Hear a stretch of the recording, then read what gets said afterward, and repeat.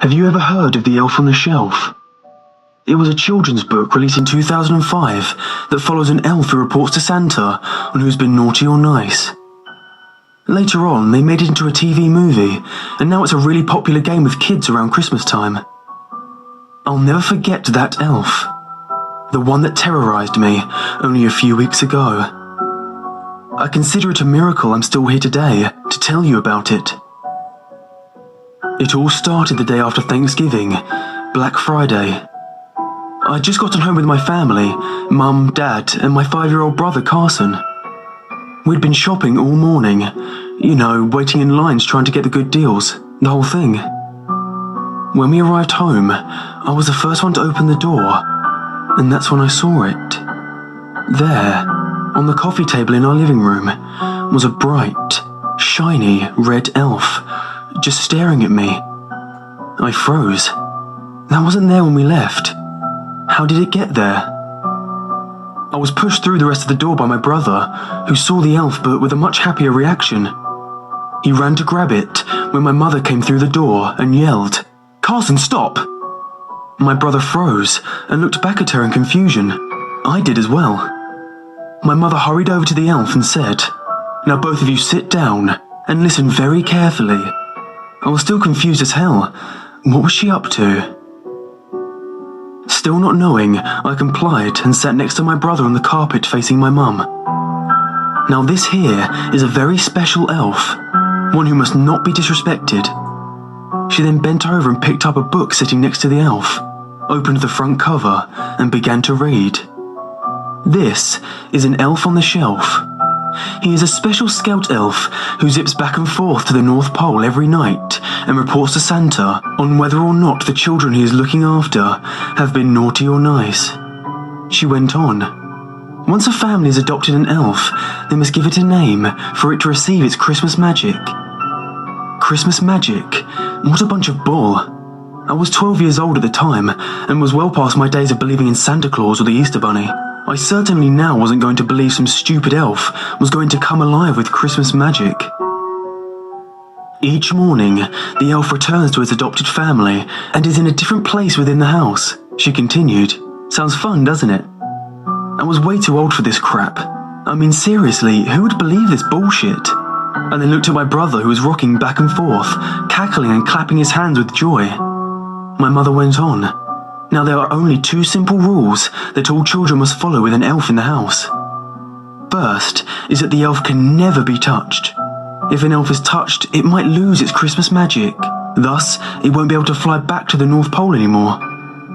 Second, an elf cannot speak or move in any way while anyone in the house is awake. Remember, an elf's job is to watch and listen.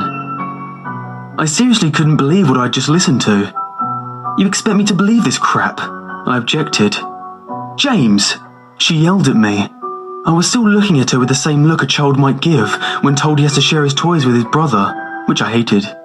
"This is stupid. I'm too old for this," I said again, this time trying harder to get my point across. My mum walked into the kitchen and yelled behind her, "James, come in here now." I followed her, and when I arrived she grabbed my arm, bent over and looked me square in the eye. "Now, you listen to me. You will not spoil this for your brother. If you don't want to participate, fine. But you better not say anything else about it not being real to Carson. Or so help me God, I'll make sure that Santa does not bring you any presents this year." I thought my mum was being completely ridiculous, but she had genuinely frightened me. She always had a habit of doing that sometimes. I swear she liked Carson more than me. Anyway, I agreed, and it was settled. I ignored the elf and let my brother bask in his ignorance. After our discussion, we went back into the living room. My mum asked my brother, "So Carson, what should we name our elf?" As quickly as my mum had asked her question, my brother blurted out, "Zippy, because he zips to the North Pole every night and talks to Santa and says if we've been naughty or nice." "What a great name. Don't you agree, James?" said my mum. "Now you've given it its Christmas magic." My brother clapped his hands again. "Yay, Zippy!" And so that was it. The thing that would come to terrorize me and haunt me still to this day in my sleep had a name. Zippy. A few days went by without incident. Every morning I awoke to the laughter and yelling of my younger brother as he ran through the house looking for that damn elf. Each morning he would be in a different place just as the book said, but I knew it was just my mother moving it around every night. One morning he was in the kitchen with one arm in the cookie jar, and another morning he was in Carson's room bent over in his toy chest with his legs sticking out. I still thought the idea was nonsense, but I stuck to my promise I'd made to my mother. Yes, I guess everything was fine with Zippy. That is until the first night when my nightmares started. It was late and I was downstairs by myself watching TV. I started to hear a faint whisper coming from the other room. I brushed it off the first couple of times, but by the third time I pressed mute on the remote and I listened intently. I couldn't make out what it was, but it definitely sounded like a whisper. I decided to get up and have a look. I walked across the living room and into our dining room, where I heard the whisper coming from. I fumbled for the light, and when I switched it on, I almost shit myself. There, standing on the dining room table, was Zippy. His rosy red cheeks and bright, piercing blue eyes that were looking directly at me. That thing creeped the hell out of me. I figured my mum must have moved it in here earlier that night. I shrugged it off, turned around, and just before I killed the light, I heard a small thud. It hadn't startled me that much, and I turned around to see that Zippy had fallen off of the table and was now lying face down on the floor. I thought to myself, how the hell did that happen? I hadn't touched him or the table. He was standing though, so maybe his feet gave out from under him, I thought. I put the thought aside, went over to the table and bent over to pick him up.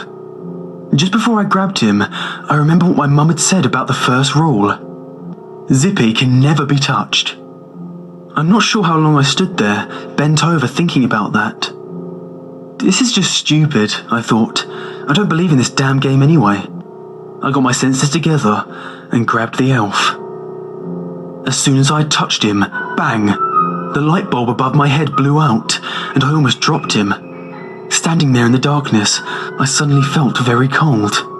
The air around me had become freezing and unnatural. The TV from the other room was still on, and barely illuminated the dining room. With the faint light from the other room cascading on the elf, I flipped him over and looked at his face. I stood there a moment in shock. I swear to God that his face had changed. Everything looked the same, except for his mouth. Zippy now appeared to be wearing a smirk, but not just any smirk. I can't quite explain it, but it looked evil. The kind of smirk a murderer wears when he's getting pure enjoyment from killing one of his victims. By that time it was late, and I thought maybe my imagination had gotten the better of me. Before I left, I remembered I was still holding Zippy. Shit, I thought.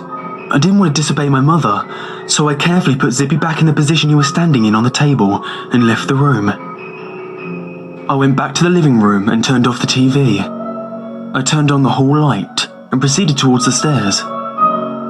In order to get to my stairs, you had to pass by the dining room. I started to walk by, not wanting to look at the thing, but for some reason, I felt compelled to. Just before the stairs, I turned and saw Zippy. This time, the hall light was shining on the part of the table where Zippy was, and there was no mistake. That fucking thing was smirking at me, with his blue eyes still piercing into my soul. I hurried upstairs quickly, cut the lights, and went to my room. I got in bed and pulled the covers tightly over my head. I don't know why, but I didn't sleep well that night. I knew that Zippy wasn't real and all of this was complete nonsense, yet for some reason, it still bothered me. I could not mistake what I saw that night. Still to this day, I see that damned smirk in my nightmares. I came downstairs the next morning, barely getting a wink of sleep. As I reached the bottom of the stairs, I peeked around the corner into the dining room. There he was, just as I had left him, with his face back to normal. My mum called me for breakfast, and as I ate, I ran through all the events that happened the previous night. Could I really have just imagined everything that went on? Impossible. I can't forget the smirk I saw on that little shit's face. It must have been real. Still doubting myself, I decided to keep what I saw to myself. My brother seemed to receive more and more enjoyment from Zippy each passing day, while I relented him in his stupid games. I hated everything about him. The way that my mother had continued to play with my sense of reality was not at all comforting either, yet Carson seemed to go right along with it. Then came the fucking notes. I guess my mother decided it would be a good idea if Zippy started to leave me and my brother notes around the house. Just dumb messages really, telling us to be good and that whole thing. The first one I saw was written out in M&Ms and said, "Be good," with Zippy sitting down next to my mother's creation, admiring it as did Carson in amazement. The next I found was, "You better not pout," spelled in magnet letters on our refrigerator. This went on for about a week, until something changed. I'm not sure what kind of sick game my mother was up to, but the messages started getting very unsettling and downright creepy. I came downstairs one day and again saw that Zippy had spelled out another note in M&Ms. I breezed over it at first, but on my second glance, I noticed something eerie. The message again began with "Be good," but it was followed by the words, "or else." I figured my mother was trying to relay that message to me this time, and I must say it really pissed me off. I mean, it's dumb enough I have to go along with this, but to now have notes directed at me, saying stuff like "be good or else." What the hell was her problem? You can imagine my frustration with this. Later that night, I called her out on it, and her answer was simply puzzling. I asked her why she made that message for me. She gave me a funny look and replied, "James, please, I don't know what you're talking about. I made a message like that a week ago and haven't used M&M since." I didn't believe her at first, but it was something in the way she said it that seemed so convincing. Whatever, I thought. Just got to make it to Christmas, and then this dumb shit will be over with. The next morning, my parents took Carson to the doctor's, and I was home alone. When I got up, I went downstairs and into the kitchen. I went to get a glass of milk, ignoring the letters on the door. I got my milk, and when I shut the door, I looked at the fridge and dropped it. Milk splattered all over the kitchen floor while I was staring at the fridge in sheer horror. The magnetized letters spelled out, "You better watch out." At that point, I wondered whether or not my mother was aware of the fear she was causing me. I still thought she had made this one, along with the other disturbing message, but it was unlike her. I thought again to myself, there's no way that fucking elf could be doing this to me. I mean, that's not possible. I couldn't sleep that night. I just lay in my bed, staring at the ceiling. I was beginning to become very paranoid, not wanting to know what was coming next. What other warning I might receive? Was I going crazy? It was a question I pondered for a while lying there. But then I knew. It was about 3 in the morning. I was just falling asleep when I heard a sound from the hallway. I ignored it at first, but it came again and again and was really starting to scare me. I got up and slowly creaked open my door. I looked down the dark hallway and not a sound could be heard. I then noticed a thin slither of light protruding beneath the bathroom door down the hall. I figured it was nothing, but I saw shadows moving from the other side. I took a deep breath and walked down the hall on my tippy toes. I noticed that the door was slightly ajar, with the light still on. No one was in there, yet I felt compelled to look inside. I could feel a very cold chill coming from the room. I opened the door and turned my head to face the mirror. I still vividly see the image in my head. There, written in smeared toothpaste on the mirror, read, "You better not cry. I'll show you why." I was frozen in horror, unable to move. I then looked to my left and saw Zippy in the hallway, just watching me. Quickly, I tried to run past him, but the rug from beneath my feet slipped out from under me. I tumbled backwards and fell hard onto the ground. I let out a shriek of pain as I clenched my leg. I turned it over and looked. A pair of scissors was sticking halfway out of my thigh. The pain was excruciating. I didn't know how it happened at first, but I'm certain now that Zippy had placed them there. My mum and dad came rushing into the bathroom, having been woken up by my blood-curdling screams.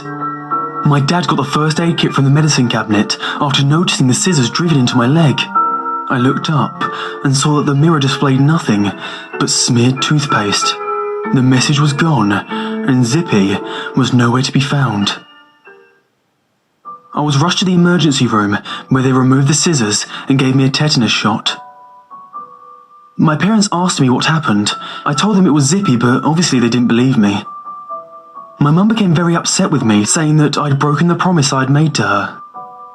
The next night, I was lying in bed, unable to fall asleep. For one, my legs still hurt like hell, and two, I was watching my door, making sure that goddamn elf wouldn't get to me. I then knew I wasn't crazy.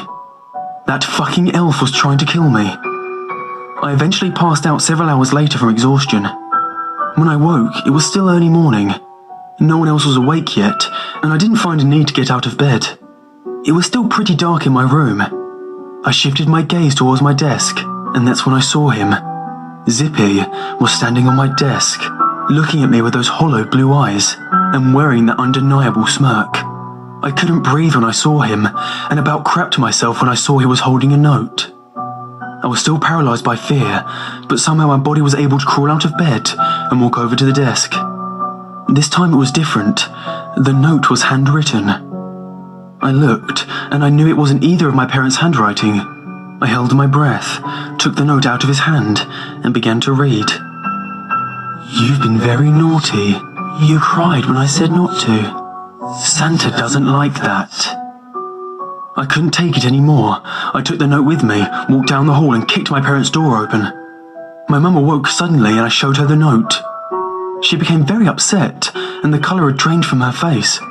After about a minute I said, "Mum, Zippy is not what you think he is. He's trying to kill me."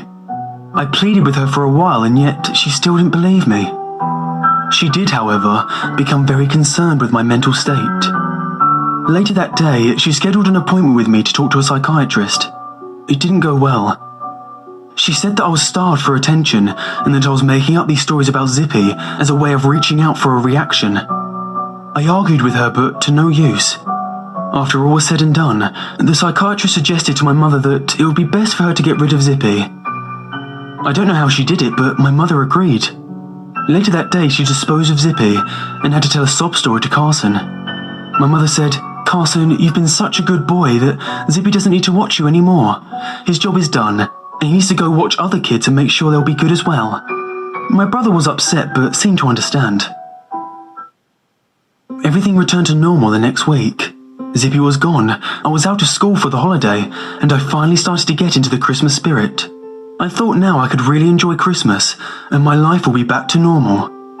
That's what I thought anyway, until Christmas Eve. It was night, and I was tired and anxious for morning to come. Carson and I just put out milk and cookies for Santa. Not that I believed in him, but it was fun nonetheless. At bedtime, I fell asleep rather quickly, thinking about my gifts and wondering if I would get everything I wanted. I awoke in the middle of the night to a noise. I lay there, silent, trying to listen. It sounded like a whisper, coming from outside my door. I shivered. It was the same whisper I first heard from Zippy. I'd nearly forgotten about him since my mother got rid of him. I got up and peeked out of my door. I heard that the whispering was coming from downstairs. I then became very curious. After all, it was Christmas Eve, and in the middle of the night I could hear whispering coming from downstairs. I thought it couldn't possibly be Santa, could it? I felt silly thinking such a thing, however, it wouldn't hurt to check. A mistake I still regret. I slowly descended the stairs, anxious as to what I might find. I looked into the living room and couldn't see anything. I walked around to the table and looked to where I'd left the milk and cookies. They were both partially gone. My mum must have done this after I went to bed. Everything seemed normal until I noticed a piece of paper under the plate which held the cookies. That's funny, I thought. I hadn't noticed that there before. I went over to the table and picked up the note. I turned it over and began to read. "Dear James, you didn't think I'd forgotten about you. How could I forget about my favourite child? You see, James, you thought you had gotten rid of me. Your mother simply threw me in the trash. I can't go out that easily. You see, I've been watching you ever since you first saw me on the coffee table. Since you saw me crack that first smirk at you. All those messages no one else claims to have seen. They were all made by me. It was me, James, the one who watches your every move. I know what you're thinking, but your parents won't help you. No, they won't be able to reach you in time. You see, I'm in your house now, watching you panic as sweat runs down your neck. There's no escape from me. How does that old tune go? You better watch out. You better not cry. You better not pout. I'm telling you why. I'm why, James. I'm why. Sincerely, your pal, Zippy. My body shut down. I couldn't breathe. I gasped for air, but it couldn't reach my lungs. My legs felt like jelly. I was shaking uncontrollably. I dropped the note and darted out of the living room. I sprinted up the stairs, and right at the top step, I saw a toy train that I knew belonged to Carson. I couldn't stop myself in time. I tripped over the train and tumbled backwards, crashing down the stairs. I lay at the bottom, throbbing in pain, about to lose consciousness. Right before I blacked out, I looked up the flight of stairs. Behind the top post, I noticed the faint outline of Zippy, with a wide smirk on his face. I woke up the next morning in hospital. The doctor said I'd broken my right arm, one of my ribs, and a leg. My family surrounded me and comforted me. We didn't make it to the part about how I fell down the stairs. Frankly, they were just happy I was still in one piece. After our brief chat, I said I would like some rest. My family agreed and left me be. This is where I tell this story to you now. A knock on the door. The nurse came in holding a gift-wrapped package and a card. "Here, James," said the nurse. "Someone left this for you in the waiting room." She placed the package and note on my bedside. I asked who it was from. The nurse replied, "I'm not sure, just that I was told to make sure you had gotten it." She then turned around and left, leaving me alone with my gift. "A present, maybe," I said out loud. I looked at the card. It was pretty bare and just said the words, "Merry Christmas." I opened it and began to read. "Dear James, I thought you might need some company while you're in here. You better watch out, because I'm always watching you."